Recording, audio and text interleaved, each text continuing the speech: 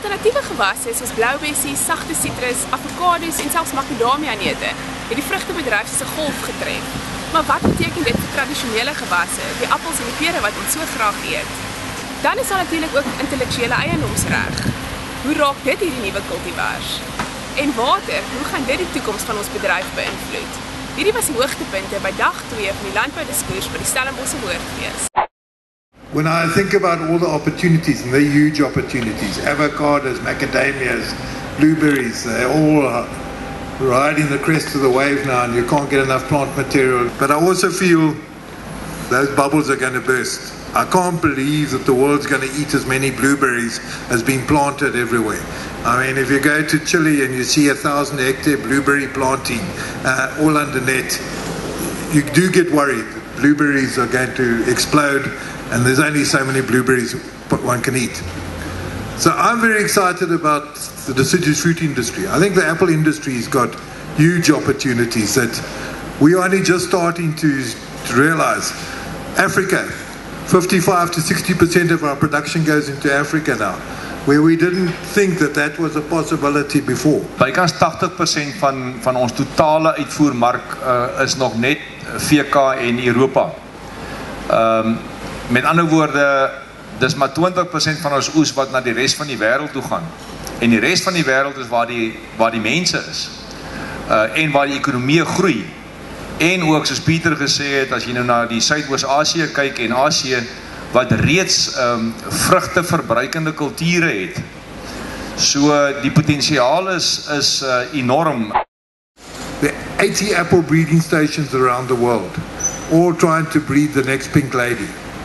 But when they breed the next pink lady, they want to be rewarded for it, and they see the way of being rewarded for that new apple that comes along is to restrict plantings and restrict marketing opportunities.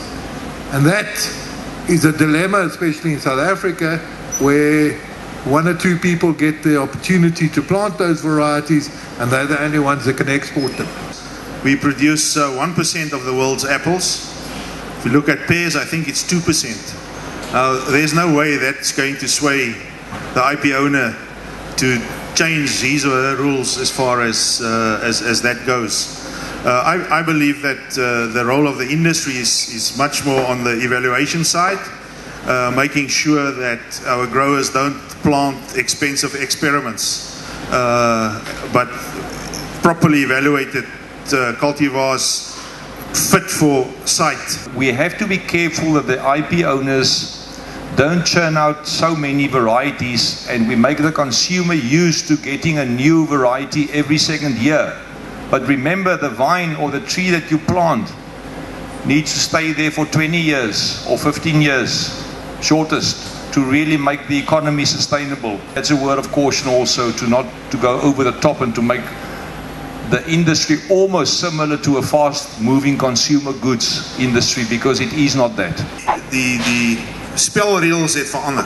En enige aanplantingsbesluit voortaan gaan die watersituasie en die randsent rondom 'n kubiek water gaan 'n baie belangrike rol in besluitneming speel. So daai kommersiële besluit, dink ek, lyk 'n bietjie anders as wat hy 'n paar jaar terug gelyk het. Maar my ervaring met ons bedryf is, hulle sal oplossings kry. Nuwe tegnologie, beter gebruik van water, maar ons kan nie met niks water regkom nie. En ek dink daai boodskap moet ook by die metropool uitkom, spesifiek in hierdie area waar ons is. Ons het waarskynlik as landbou het ons baie meer water gespaar as wat die metro reeds gespaar het, en ons kry nie erkenning daarvoor nie.